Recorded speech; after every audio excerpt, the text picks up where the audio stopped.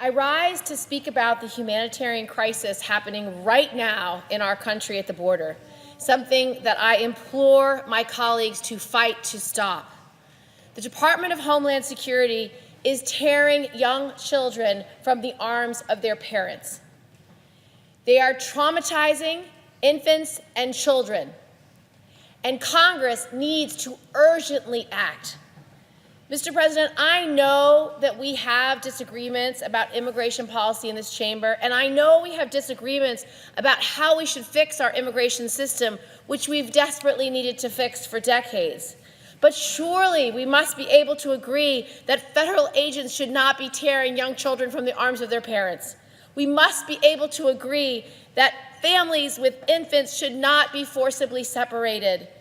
Where is the outrage? Where is the urgency? I hear my colleagues speak all the time about federal government overreach. Well, if this isn't federal government overreach, what is? This is the moment that they have gone too far. One mother was breastfeeding her infant.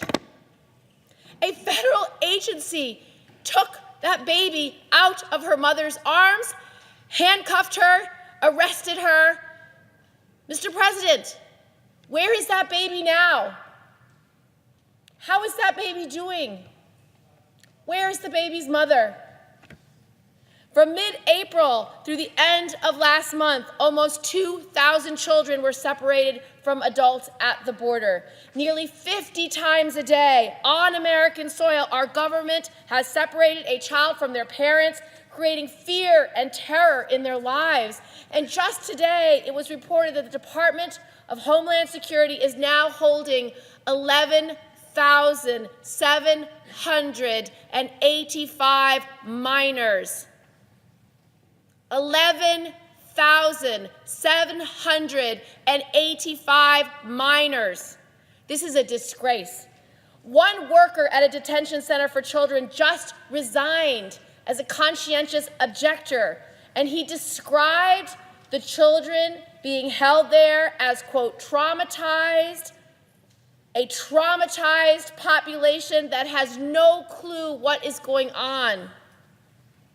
He said the staff wasn't prepared at all to look after 4- and 5-year-olds that are coming into these detention centers. He said the kids are screaming and crying for their moms and dads. Pediatricians, Madam President, pediatricians who have met these children are calling it government-sanctioned child abuse. Pediatricians are calling it government-sanctioned child abuse. One of our colleagues in the House was able to meet with mothers whose children have been taken from them at the borders.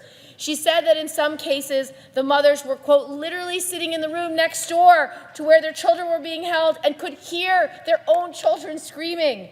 Mr. President, have we not studied, Madam President, have we not studied our own history?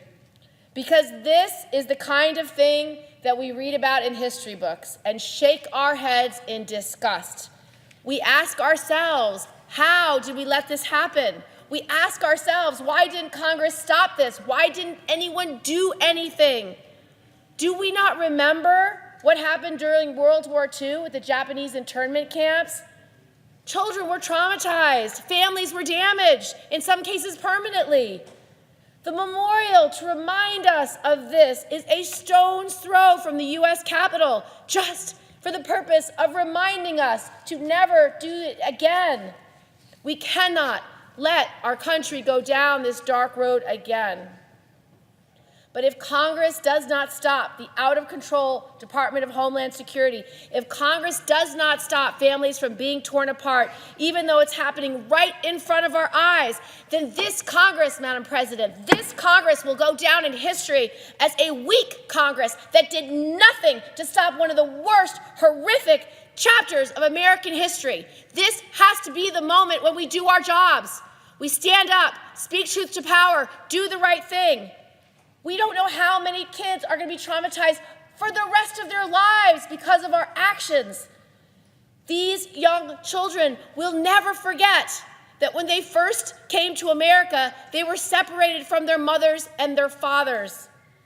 Madam President, the President of the United States is not telling the truth about this policy to the American people. It is not true that this immoral and repulsive practice of separating children from their parents is a mandatory result of existing law.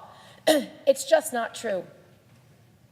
This is the stated practice and policy of zero tolerance by this administration. It is abhorrent, it is immoral, and the administration could stop this all by themselves today if they wanted to. But since they won't, Congress needs to act. If this Congress can't or won't push back against this administration when it's actually harming children, when will it act? I urge my colleagues to come together right now to stop this stain on our nation. We have a bill. It was introduced by Senator Feinstein. We already have 49 co-sponsors. We should vote on that bill. It would protect the welfare of children. It would make sure that children would not be separated from their parents, and the only time they would be separated from their parents or the adults they are with if they are being trafficked or abused. Otherwise, families should be allowed to stay together. Madam President, we should do the right thing. This is a moral issue. This is a humanitarian issue. This is an issue of right versus wrong. As a mother, as a legislator, I can't imagine the terror that these parents face to not know what is going to happen to their children. It is wrong of us to stand by silently. It is wrong of us to do nothing. This is what the darkness looks like. We have to stand up against it. I yield the floor.